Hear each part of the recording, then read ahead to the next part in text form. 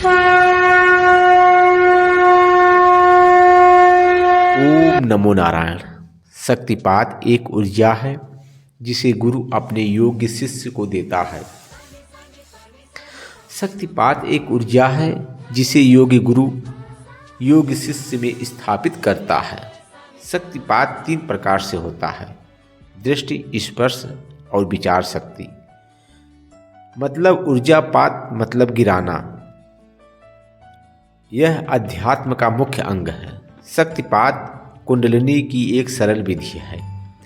प्राचीन समय में गुरु अपने शिष्य को अनेकों वर्ष अपने पास रखते थे और अपने शिष्य को योग, ध्यान, प्राणायाम आदि समस्त योगिक क्रियाओं का ज्ञान देते थे और शिष्य को मजबूत बना देते थे।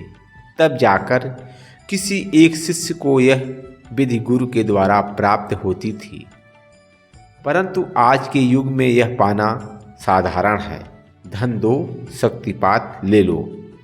पहले अनेकों वर्षों के दुर्लभ प्रयास के बाद भी जब शिष्य को कुंडलिनी जागृत करने में कोई समस्या होती थी, तब गुरु योग्यता अनुसार शिष्य को शक्तिपात देते थे और उस समय के गुरु इस विद्या के माहिर होते थे। उनकी खुद की कुंडलिनी जागृत होती थी। उस समय गुरु अपने शिष्य के त्रिनेत्र को अपने अंगुष्ठ से स्पर्श कर या मानसिक या दृष्टि के माध्यम से ब्रह्मांडीय ऊर्जा को शिष्य में प्रवाह करते थे। जैसे आज हम फोन के माध्यम से किसी भी दूसरे फोन में फोटो या वीडियो भेज सकते हैं।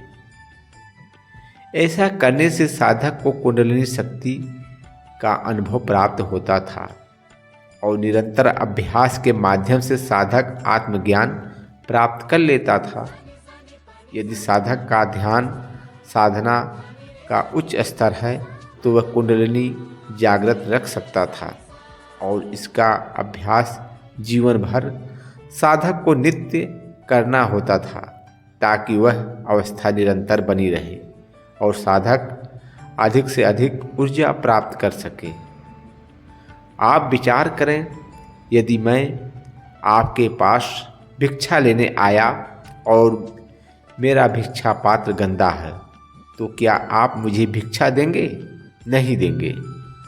आप मुझे कहेंगे कि जाओ, पहले आप पात्र तो साफ कर लो ताकि मैं आपके पात्र में भिक्षा डाल सकूं। आज के आधुनिक युग में अधिकांश गुरु और शिष्य दोनों लालची हैं। गुरु को धन का लालच और चेले को पल भर में बिना कर्म किए शक्ति पाने का लालच है। कड़वा सत्य केवल रोजगार और दिखावा मात्र रह गया। कारण लेने और देने वाले एक जैसे हैं। हम वेद, पुराण, ऋषि मुनि, योगी आदि का अध्ययन करें तो कुछ समझ आ सके।